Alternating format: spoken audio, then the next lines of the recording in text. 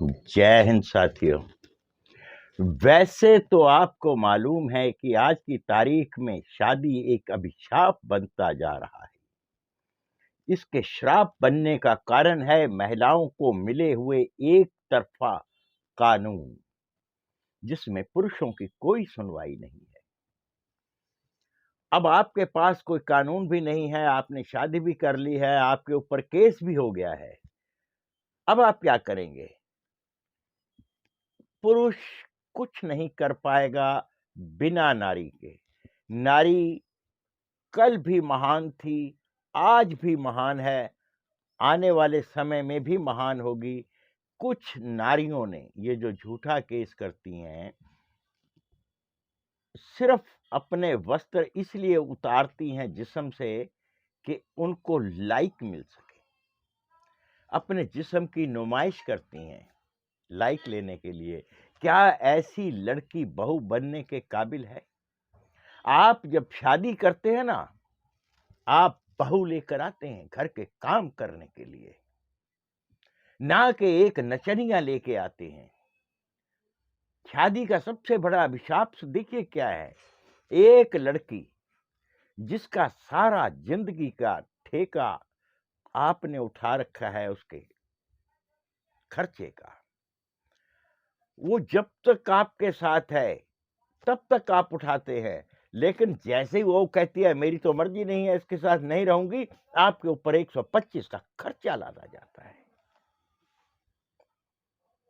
उसको पूरी छूट है, चाहे अपने घर बुलाकर आशिक से अय्याशी करे, चाहे घर से बाहर करे। आपने इतराज किया तो आप ठोक दिए जाओगे।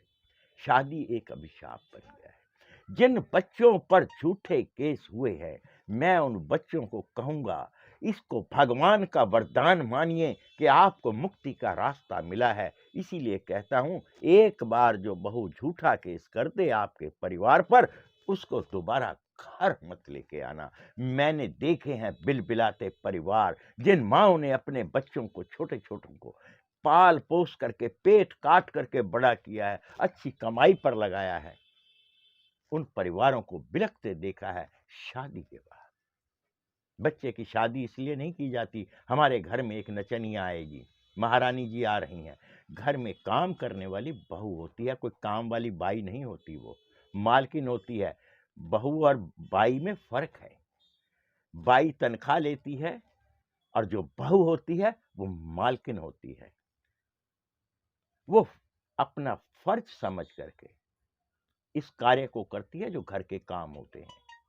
बाई पैसों के लिए करती है। क्या आपको लगता नहीं है आज की बहुएं जो हैं वो बाई बन चुकी हैं? काम के बदले पैसा दीजिए। अगर आपने ज्यादा काम करवाया तो हम अपने घर बैठेंगे, घर बैठे बिठाए मुफ्त पैसा दीजिए। लड़की वाले जब लड़का देखने जाते हैं, लड़का क्या कमाता है, लड़के के पास अपना वाहन है या नहीं है, लड़के का मकान अपना है या नहीं है, लड़के का स्टेटस क्या है, पूछते हैं ना ये सारी बातें।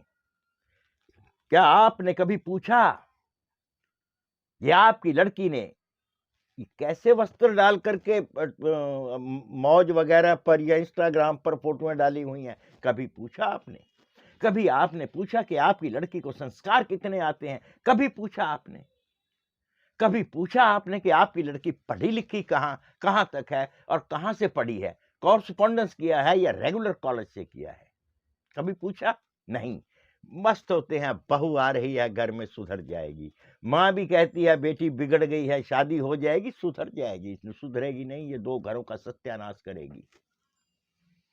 झूठा केस करने वाली, याद रखना, जिंदगी उसकी खराब है।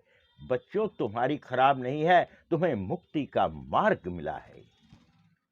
जिस तरह 497 पूरी अय्याशी का इनको हक देता है, आपके ऊपर कुछ भी केस लगा दे, डीवी एक्ट दे देता है, खर्चे का अधिकार दे देता है। ये तो वैश्याएं इनसे बढ़िया काम करती हैं, जिस्म की भूख मिटाती हैं। पत्नी को घर लाया जाता है वंश वृद्धि के लिए।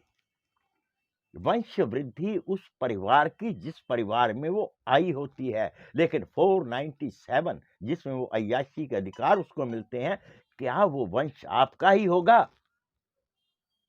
आपको शादी करनी चाहिए या एक रखैल रखनी चाहिए? जिन लोगों को मात्र जिस्म की भूख मिटानी है, वो शादी ना करें।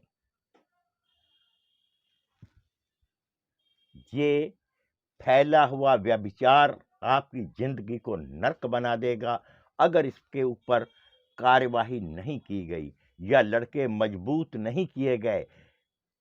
काम के लोलुप लड़के ससुराल में भी, अपने घर में भी भांडों का काम करते हैं। अरे तुम्हारा काम घर से बाहर जाकर कमाकर धन लाना है, ना कि बर्तन मलना। ठीक है, आपकी पत्नी बीमार है, आप बर्तन भी धो लीजिए, आप खाना भी पका लीजिए, बाहर से मंगा लीजिए। आपकी पत्नी स्वस्थ है तो नाटक नखरे किस बात के? आपके माँ बाप नहीं है क्या? उनको खाना नहीं खाना है? ये एक फर्ज है।